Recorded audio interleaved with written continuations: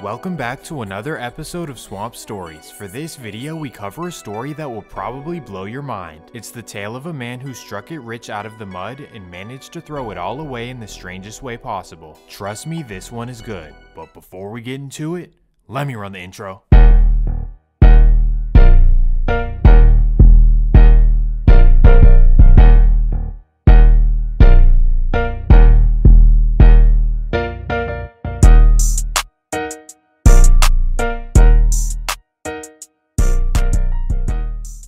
Philadelphia, Pennsylvania, a city that no one thinks of unless we're talking about cheesesteaks or football. All we know is that it's freezing cold, the people are extremely rude, and the sports teams always come up short. But in all seriousness, Philly's biggest problem is the out-of-control crime. Most American cities are bad in one category, but Philly sits near the bottom in every single one. 10 carjackings in just over 24 hours across the city. Tonight, Philadelphia has set a new grim record for homicides in a single year. There have now been 501 homicides in the city. 3 days, at least 8 businesses hit, and police, they are on the hunt for the person responsible. Large, unruly crowds took over this intersection right here behind me very early this morning. Those same crowds also quickly swarmed police who were on scene. Yes, Philadelphia is a wild, wild place and has been for a long time. It's exponentially worse than New York City in every single category, but for whatever reason gets none of the attention. However, that ends today, as you'll be able to see the nonsense that takes place in the streets of Philly. So let's dive right in.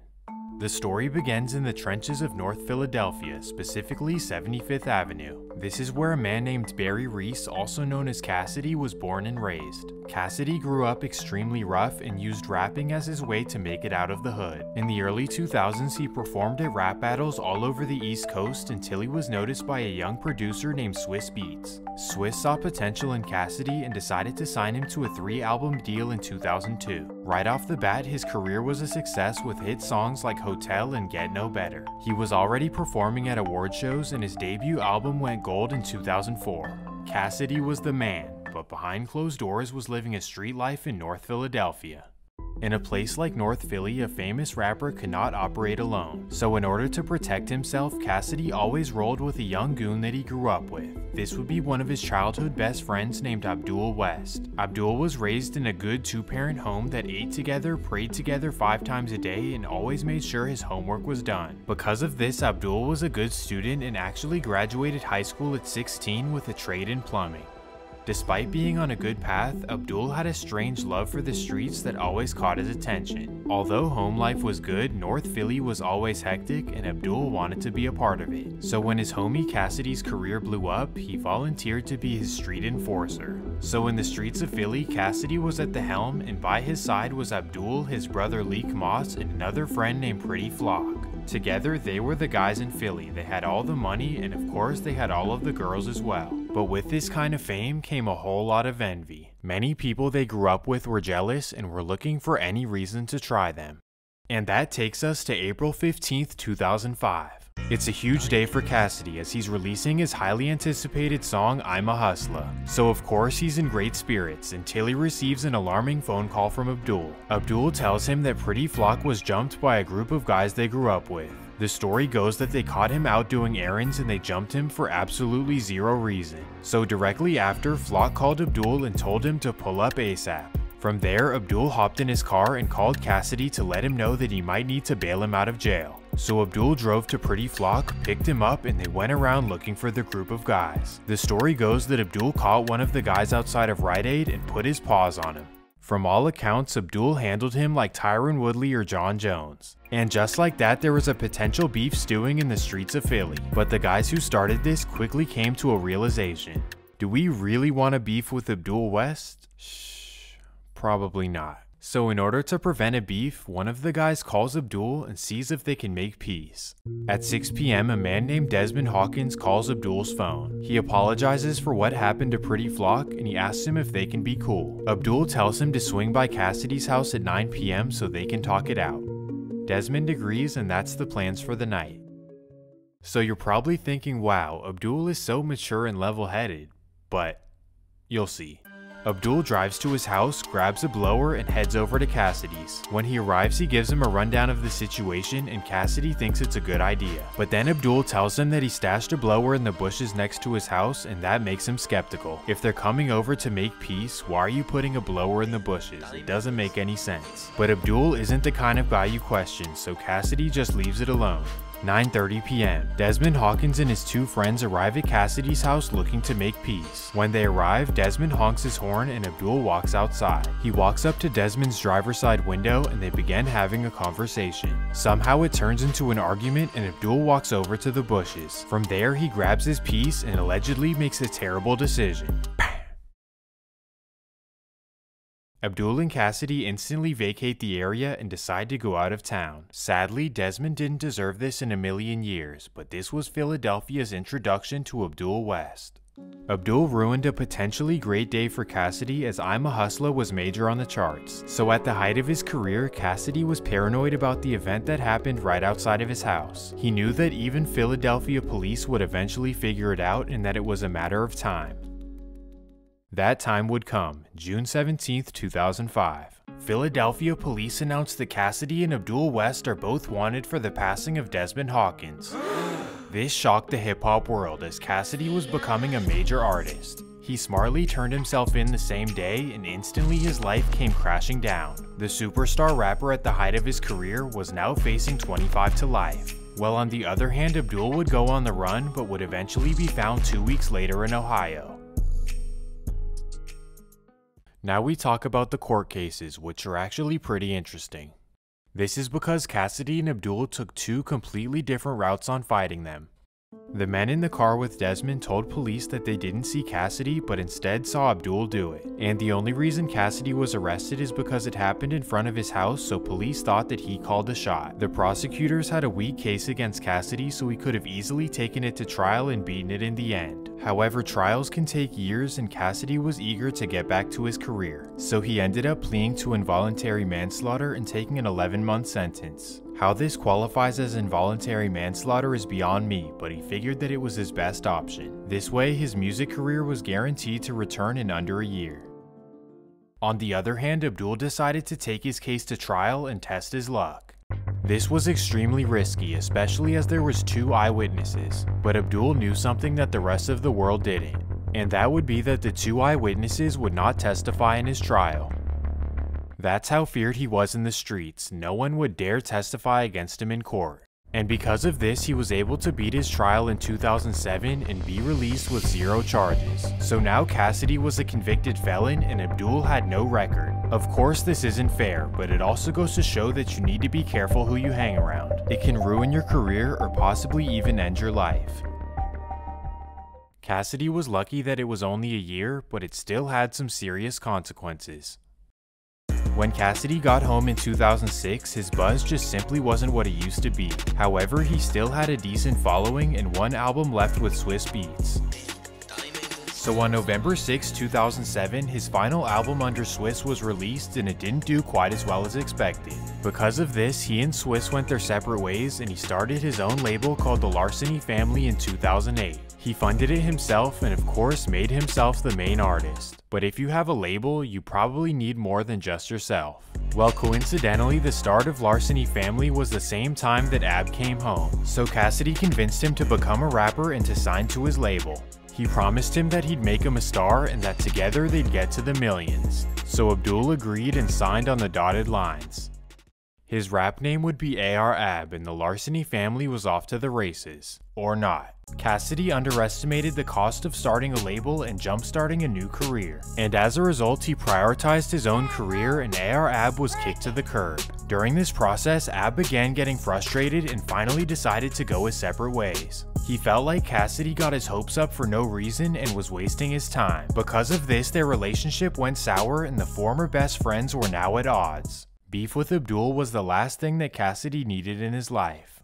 But thankfully by this time he had already moved out of Philly. He was living in New York, focused on getting his career back to the mainstream stage. On the other hand, Ab now had a major chip on his shoulder and wanted to prove to Cassidy that he could make it himself. He now understood that running a career took a lot of money, and that became his main focus. He used to be the bully tough guy, but now he was only focused on stacking money and hustling. But he didn't have any money to start with, so he began by finessing and robbing plugs, a very dangerous game in Philly. This would eventually catch up to him, but in the meantime, this is how he got his start. He flipped his work in the streets over and over until he was dealing with some serious pape. And from there, he wanted to turn it into a whole operation. In 2009, Ab started a gang called the Original Block Hustlers, also known as OBH. OBH started as a family, as everyone who joined was already in Ab's circle. You have his brother Leek, Moss, Dark, Low, and Kaz, who are known as the original members. Well, right off the bat, OBH hit the streets hard, moving weight, finessing plugs, and eliminating any competition. Ab's goal was to take over Philadelphia's underground market and achieve this by any means. And after stacking enough cash, he decided to start his own music label. A label called the Original Block Hustlers, also known as OBH. Now, why would you name your label the same as your gang? But whatever. He wasn't thinking it through, but on the bright side, the music started to pick up. He dropped back-to-back mixtapes and singles that did pretty well in the streets of Philly, but his ways of finessing plugs would eventually catch up to him. September 27th, 2010. It's another Monday afternoon in Philly, and AR Ab is outside on the block getting money. At 4 p.m, he gets a call from a plug that he met a couple weeks ago. The plug tells him he has a play for him and to come pick him up and take him down to Kensington. If you're unfamiliar, Kensington is pretty much Skid Row on steroids, so you know there's money to be made. So Ab hops in his car, goes to pick up his new Connect, and heads over to Kensington. During the car ride, Ab and the man get to know each other, and they realize that Ab grew up with his baby mama. So they're laughing when Ab stops at a stop sign just a block away from the designated location. As he's talking, all he hears is "Pah." He quickly realizes he's hit up, and he looks over to see if his new friend is okay. But the man had already exited the car and was nowhere to be found. So Ab quickly speeds off to the nearest hospital. While he's speeding through traffic, he calls his cousin and tells him to meet him at the emergency room. So he pulls up to the hospital parking lot and tells his cousin to come pick up his car. He then tells him to throw away his phone so his girlfriend can't see his messages. From there, he hobbles to the emergency room where thankfully they save his life. It turns out that he was hit 10 times, which is a miracle that he made it. And the craziest part is that he says his biggest concern was his girl going through his phone. This guy is something else, wow. And believe it or not, the story gets even better. Once his cousin returned with his phone, he posted a picture on Twitter letting the world know that he's still alive. While recovering in the hospital, Ab gets a call from Swiss Beats. Swiss remembered him from studio sessions with Cassidy, and he wanted to send him his best wishes. On top of this, he tells him that he wants to work with him and bring him together with his new artist Meek Mill. Ab is excited as this could be huge for his career, but he's also not fully trusting his word. Regardless, on the day he's released from the hospital, he decides to give Swiss Beats a call. Surprisingly, Swiss picks up the phone and even drives to Philly the same day. And on this same night, he goes to the studio with Meek Mill and AR Ab. This just goes to show the character of Swiss Beats, a true man of his word. And even though Ab and Meek knew each other from the streets, bringing them together in the studio was a big deal. From this session, they released their first song together on November 11th, 2010. So after nearly dying, Ab's life trajectory was on the up and up. So much so that after this song, Birdman actually wanted to sign him to Cash Money. He even flew to Philadelphia and handed Ab $200,000 as a bribe to sign. However, after his experience with Cassidy, Ab had no intentions of ever signing with a label. So he said no to Birdman but kept the $200,000. In retrospect, this was an idiotic move, as Ab could have been the final piece to Cash Money Records. But not only did he fumble this opportunity, but he also kept the cash and ruined their relationship with Birdman. To some people, he was too real for the industry, but in my mind, he was just showing his dumb street ways. On the other hand, Meek Mill took the complete opposite route. Shortly after this, he signed with Rick Ross's MMG and got straight to the millions. So now, while AR Ab could have easily been the face of Philly, it was now Meek Mill. So Abdul chose to keep living his life in the streets of Philadelphia. For the next couple of years, he released independent mixtapes and songs and hustled in the streets with OHB. And although it wasn't mainstream success, his songs did make waves on the East Coast. But then in 2012, things would come crashing down. Abdul lost his mother, grandmother, and was arrested in the same month. After accidentally selling to an undercover cop, his house was raided and they found all kinds of substances. This ultimately landed him a 3-year prison sentence on April 13, 2013. And although he was always cool, calm, and collected, this right here made him panic. He had seen what a prison sentence did to Cassidy's career and he didn't want this for himself. So he pleaded for the judge to give him an opportunity to shave off some time. So in exchange for a year off his sentence, he agreed to speak at schools and do community service. You know, we wanted to go talk to the kids and, you know, go to the Vision Quest, talk to the troubled youth. And I just left talking to a middle school and elementary school. You know, I cleaned a couple playgrounds up and all that. You know, we just doing everything we can, man, help the community out, man. You know, show these people now more of an asset on the streets than in jail, you know what I'm saying? But I got 5 days left to turn myself in. Probably gonna do a couple more songs. I did some things in my past. Wish, you know, I can turn back the end of time, but I can't. You know what I'm saying? You know, just caught up to me, so. Now things were looking better. He only had to do a year and a half, plus he had a bunch of unreleased music. A couple of these songs like Riviera Riding and All I Got Is Me became East Coast hits. So when Ab was released in October of 2014, he came home to a bigger fan base than ever before. And in the summer of 2015, things would be taken to the next level for an unexpected reason. If you can remember, this is when Meek Mill dissed Drake on Twitter because he didn't promote his album. In the tweet, he said that Drake didn't write his verse on Rico and ended up posting the original track. Drake was obviously upset, so a week later he released his Meek Mill diss song called Back to Back. In the song, Drake says, "I drove here in the Wraith playing AR Ab." Ooh. This was major for Ab as it led to many people looking him up on Google, but it also put him in a strange position. He just got shouted out by the biggest rapper in the world, but he also has to side with his friend Meek, right? A week later, he made an appearance on Vlad TV where he stated that Drake went harder and that he was disappointed in Meek's response. After I heard, I'm thinking like, this can't be it. You know what I'm saying? You know, Meek come from Philly streets. I'm thinking like, you know what I mean? There was gonna be some more than that. You know what I mean? Yeah, I was kind of, you know, kind of a little disappointed. You know what I'm saying? That was corny. A lot of people thought it was corny. A lot of people thought it was trash. A lot of people thought like Meek lost. So Back to Back, you thought it was a crazy diss song. Yeah. When Meek saw the interview, he was pissed. Ab was just keeping it real, but in Meek's mind, he should have had its back no matter what. So the next day at his show, he yelled, "F AR Ab."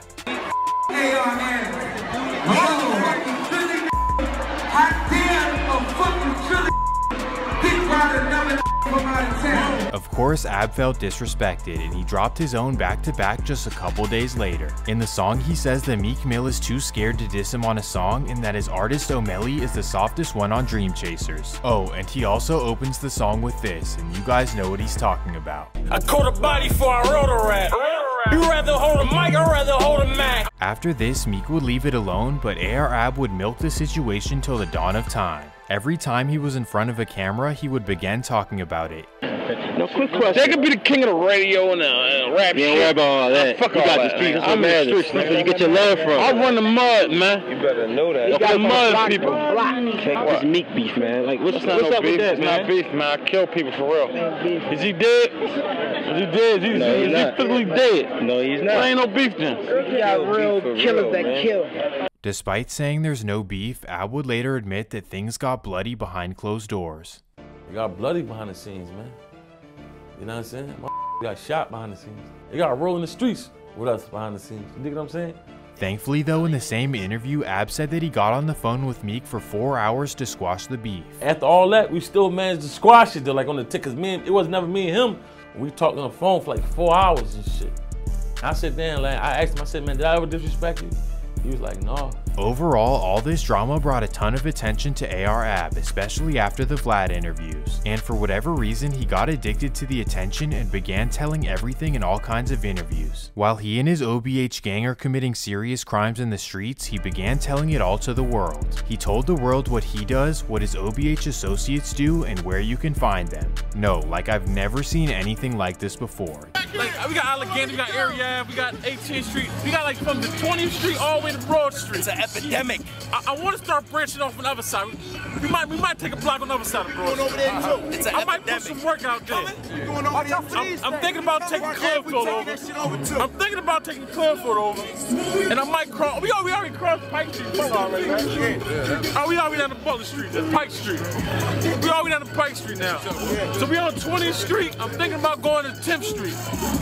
We already 20 to Broad. We thinking about going all the way to 10th Street now. We think about crossing Clearfield, because nobody gonna do nothing about it anyway once we get over there. I put work out there. Anybody wanna put work out there, what they gonna do? They gonna call everybody's phone and cop out and ask why we doing it. I allow my man Bryce to quit rap and become a shooter. Like Bryce, I don't even want to rap like a big Brock back there. Bryce, you don't rap no more. You just want to be a shooter, man. Free smoke. I ain't gonna lie, you smell blood, man. My man Bryce caught his first shooting. Was like, all right. When he caught his first shooting, he said, he put down the fucking notepad and he said, Ab, I love the way this shit feel. I just want to shoot. Free smoke. As you can tell, he had an obsession with telling the world what he was doing in the streets. Why he was doing this, I really can't figure it out, but if there's any psychologists in the comments, please let me know. So now let's jump into the crazy story of OBH. While Ab was at the height of his rap career, he was 100% focused on the expansion of OBH in the streets. He wanted to be the new BMF, except without hiding anything they're doing. His philosophy was that the more people that join along the better, which really wasn't smart. Instead of hiring specialists like BMF, Ab was willing to take anyone off the streets. And I mean literally anyone, you'll see what I'm talking about. The first person he recruited is a truck driver named Richard Hoover, also known as Boogie. Boogie was kind of like the Milk 7-4 of the North Philly trenches, but instead of sitting on his balcony, he started a trucking company in Las Vegas called Team Transportation LLC. This is what enticed Ab. Boogie could move weight from the West Coast back to Philly. So by 2017, Boogie was working full-time for Ab, moving weight between California and Philly. This quickly became a major operation, racking in hundreds of thousands of dollars.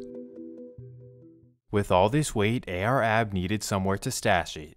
Ab purchased 4 stash houses in Philly, all under his name. Oh boy. But the main stash house was called the Mansion, and this is where all of the OBH members met up and discussed business. How I know this? Well, Ab took a picture in front of the house and posted it on Instagram with the caption Trap House. This dude was clearly not scared of rivals or police, but the Mansion wasn't his only spot, as he had 3 other luxury apartments located in the Philly area.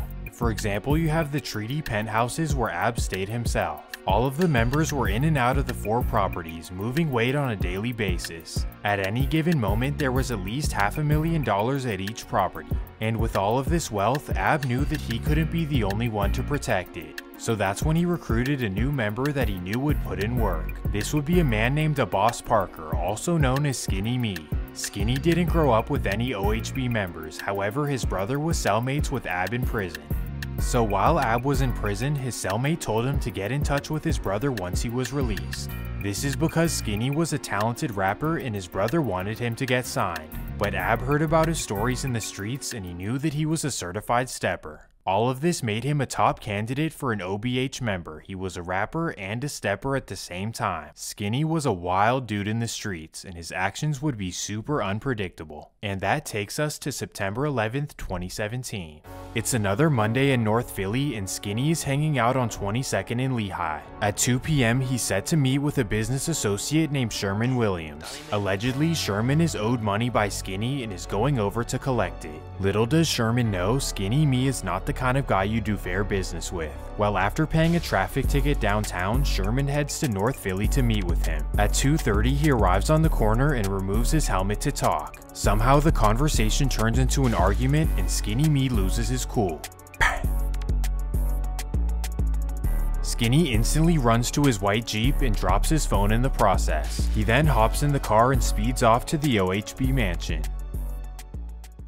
Sandra Brown says her son Sherman Williams was finally on the right track in life. He was turning himself completely around, and he wasn't dealing with the same people that he was dealing with.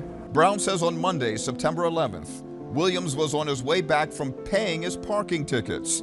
She says he called her at about 5 p.m. to check in. We had a conversation for about 10 minutes. That was the last time she talked to him. About 30 minutes later, the 29-year-old was shot multiple times along 22nd Street between Somerset and Lehigh Streets in North Philadelphia. From what I can understand, him and some guy had some words. But I don't know what words was so powerful for this person to shoot my son in the back twice. Williams died less than 2 hours later. The city of Philadelphia is offering up to $20,000 in reward money for the arrest and conviction of the person responsible. All you have to do is call the Citizens Crime Commission at 215-546-TIPS. All calls will remain anonymous.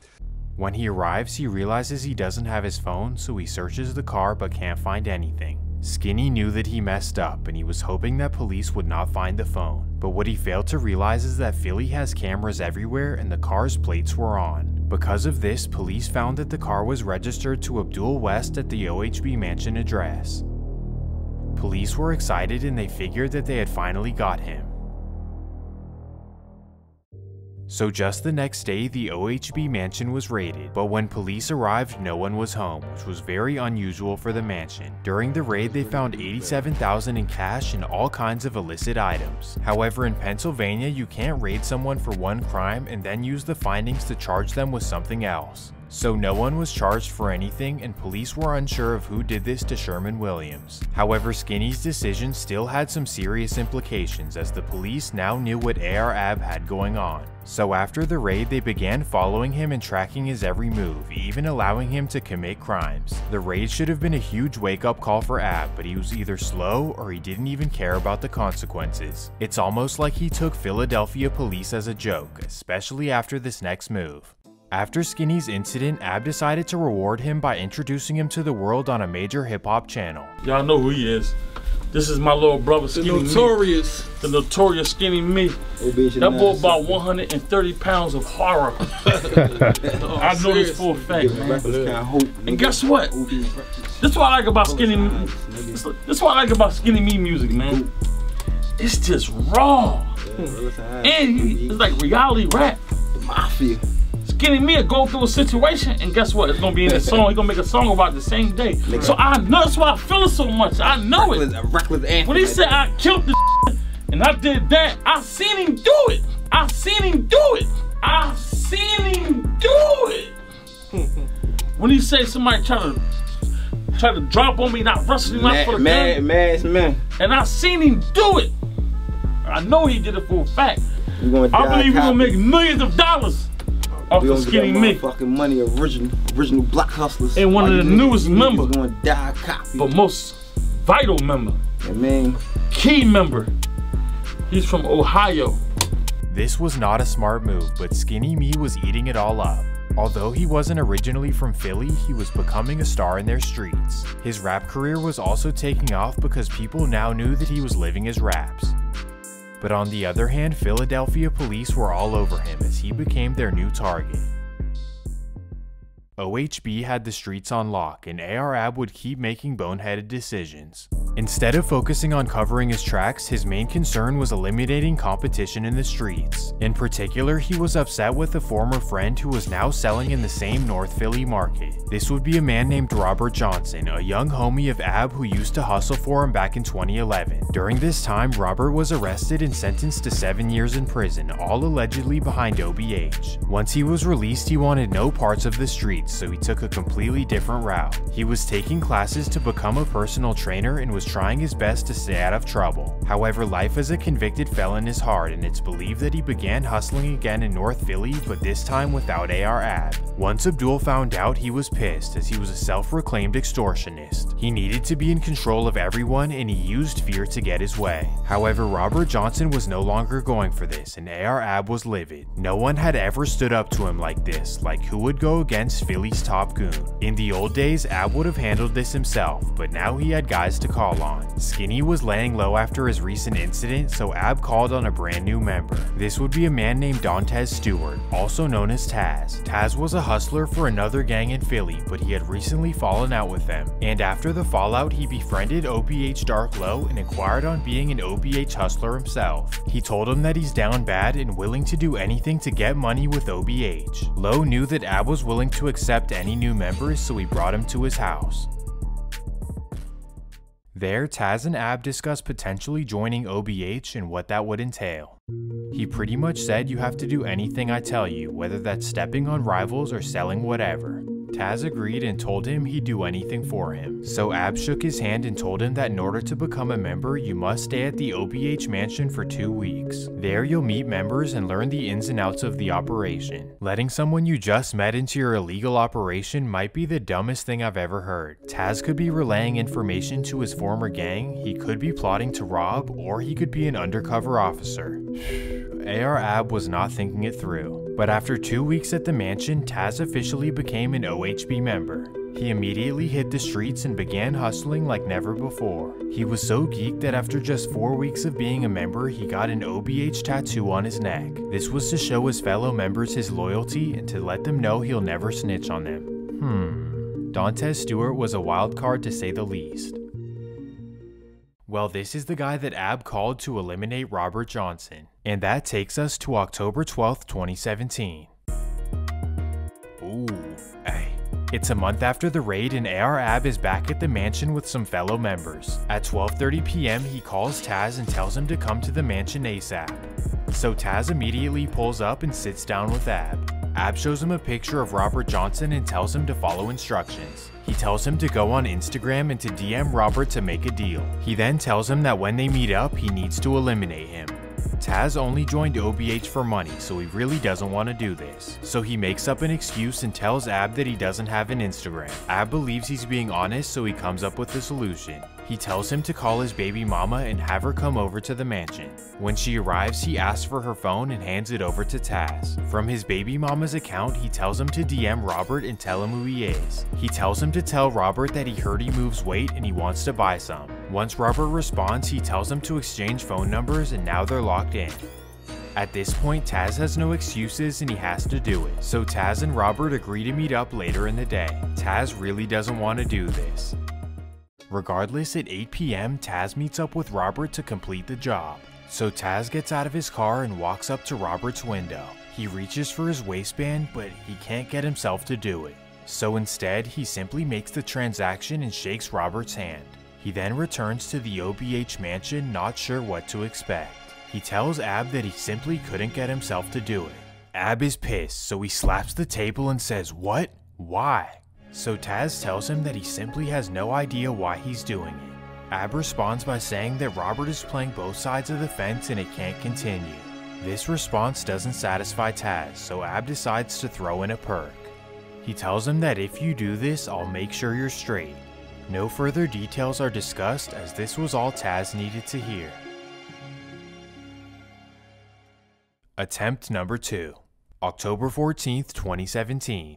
Taz texts Robert and tells him that he needs to re-up. Robert responds and tells him that he's busy at the club and he can't meet up until after 2 a.m. So the two agree to meet up in the parking lot outside the club after he's done. In the meantime, Taz begins to ponder his decision, so he calls up a fellow member for reassurance. The member, whose name is OBH Birdo, is ecstatic and he actually volunteers to go with him. So at 2 a.m., Taz hops in his car, picks up Birdo, and they head to the club parking lot. That's where they wait until 3:30 a.m. when Robert finally leaves the club.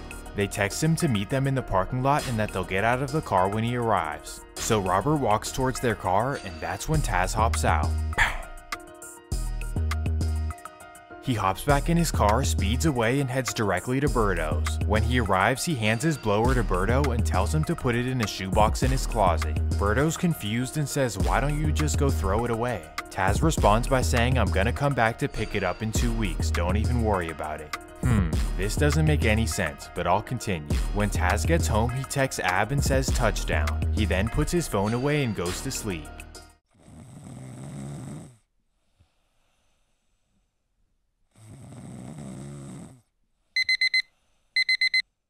When Taz wakes up, he notices that Ab liked the message and is directing him to go to Braz's house.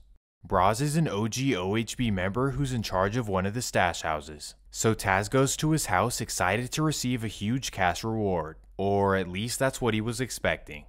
When he arrives to Braz's house, he's handed a duffel bag full of product to sell. As he's driving away, he realizes that there's no cash in the bag. This can't possibly be it, right? But no, there was no reward at all, just a bunch of new product for Taz to go sell.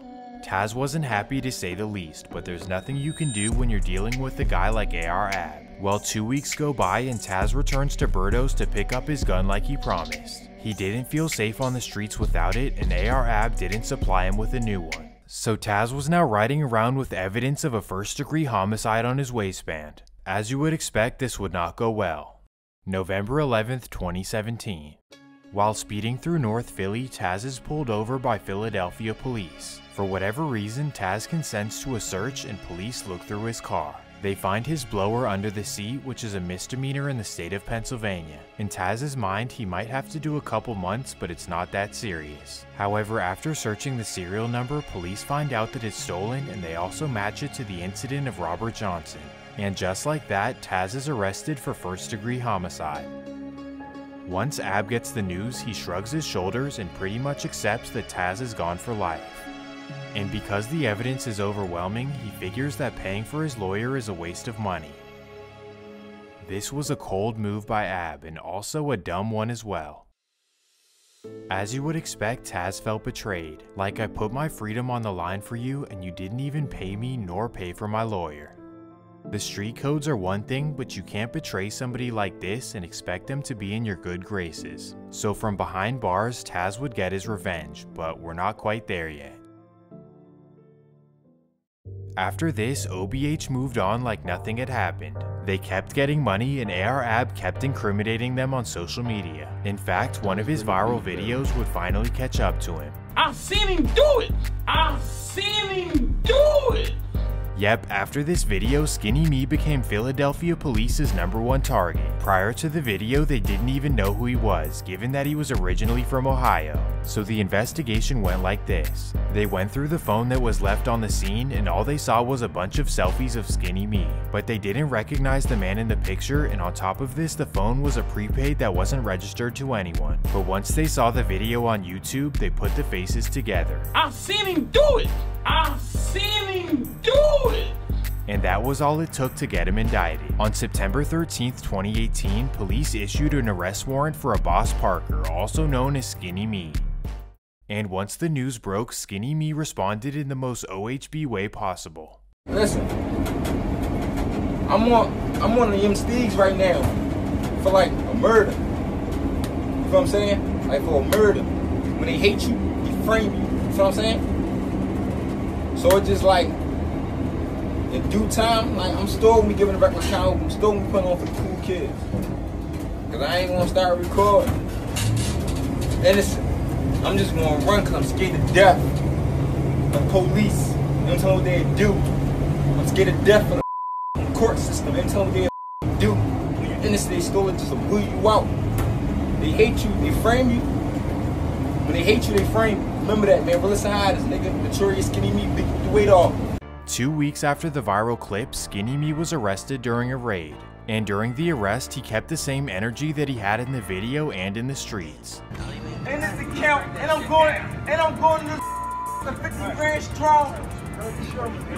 Hey, yo, let everybody know, right? Just let everybody know. I got you, bro. Let everybody know, right? All right, bro. Let everybody know, right? I'm the realest living. I just happen to rap, man. That's it, man. Videos, my brother. I ain't listen, man. I'm $1 million man. Man, y'all know I got $1 million talent. Y'all do that, man. I ain't doing none of that. And I was growing dreads on these. Don't mind my hair. I wanted everybody to see me come out in swag. Hey, yo, just let everybody know, alright? Skinny Me was truly something else. Well, this was a major blow to OBH because their two biggest steppers were now gone. And this also meant that there was a huge liability for OBH to get told on. So you'd imagine that Ab would be in panic mode, but this wasn't the case at all. In fact, during this period, Boogie made 6 trips from LA to Philly as ordered by Ab. Little did Abdul know his phone was being tapped by the feds. And finally, they had everything they needed to take down OBH and Philly's top goon. On October 19, 2018, 9 OBH members were arrested for distributing everything under the sun. All 4 of Abdul's properties were raided, Team Transportation LLC was seized, and this was the end of OBH for a long time. Every single member in the indictment was facing up to 15 years. However, neither of the violent incidents were tied to AR-AB or OBH at all, and this was a major blessing for AB. His maximum sentence was 12 years, and thank goodness he ducked the big ones. Or at least for the meantime. Police knew that AB was tied to the Skinny Me and Taz incidents, however they couldn't prove it. So they decided to approach the 2 members and offer them reduced time if they could give up information. First they approached Skinny and offered to reduce his charge to manslaughter, but he decided to not give up information. All he had to say was that AB had something to do with it, and then his charges would pretty much vanish. But Skinny Me was loyal to the bone, and because of this he was sentenced to 25 years to life. However, his case is currently up for appeal due to police misconduct. According to lawyers, police completely disregarded a witness who gave a description that looked nothing like Skinny Me. And to be fair, Skinny Me said that he was being framed from the jump. They hate you, they frame you. When they hate you, they frame you. Remember that, man. Only time will tell. Do you guys think that Skinny Me will return to the streets? Well, after Skinny refused to cooperate, police went to their second best option. Little did they know this guy was willing to tell everything since day one. When Taz was arrested, he knew that he stood no chance with a public defender, so he simply decided to plead guilty. However, while he was awaiting sentencing, he was also indicted in the OBH takedown. Due to phone records, he was accused of simply selling for AR-AB. This was a federal RICO case and had nothing to do with his state case. So when the feds approached Taz, there really wasn't anything they could offer him. Yes, they could drop his RICO, but he's already being sentenced to life for homicide in another case. However, he was so angry at AB for not paying him or supplying him with a lawyer that he was willing to take him down for nothing. So on October 17, 2019, Taz began telling prosecutors everything. No, like literally the second they sat down, he began telling them everything from the start. Like he was even giving them information that they didn't even ask for.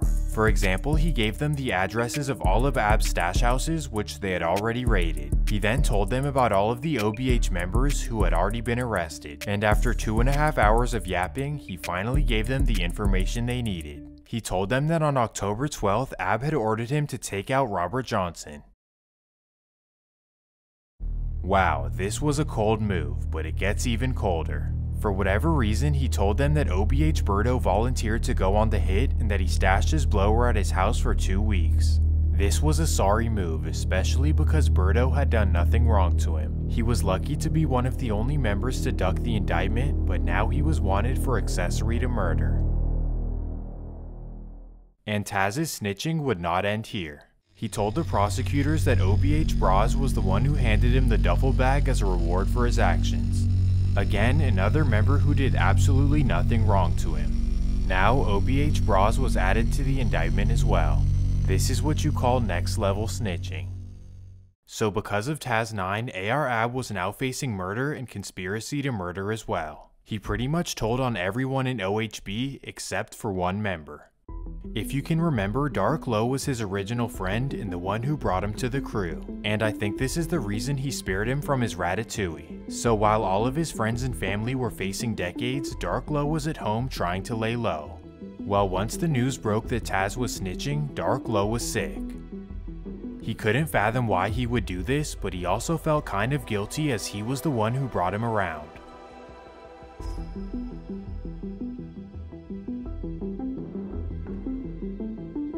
So Dark Low was pissed and he decided to send a letter to Taz in jail. In the letter, he asked him why he snitched and if he was an informant from the jump.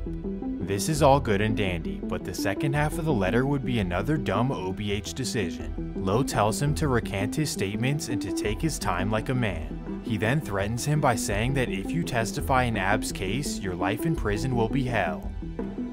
Writing this on paper to a guy who just snitched on all of your friends is not the smartest thing to do. As you would expect, Taz 9 turned this into prosecutors and Dark Low was now wanted for felony witness intimidation.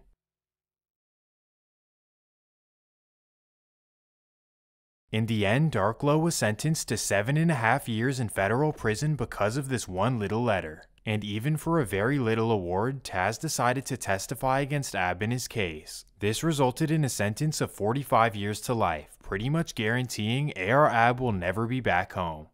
Even though he was snitched on, he can really only blame himself for the situation. He decided to have a man that he just met go step for him, and then he didn't pay for his lawyer or compensate him.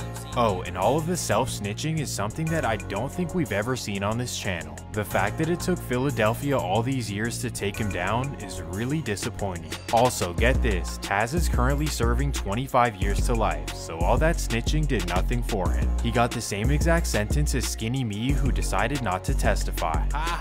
Overall, Abdul West has to be one of the dumbest criminals in American history, right? He had so many opportunities to become a millionaire through music and threw it away at every chance. So if you needed any more proof, the legal route is always better in the end than taking the fast route. He could have signed with Swiss Beats, Birdman, or grinded out his independent catalog. But no, instead he was too concerned with being the man in the Philadelphia streets. And that's gonna do it for this episode of Swamp Stories. If you enjoyed the video, please make sure to leave a like and subscribe.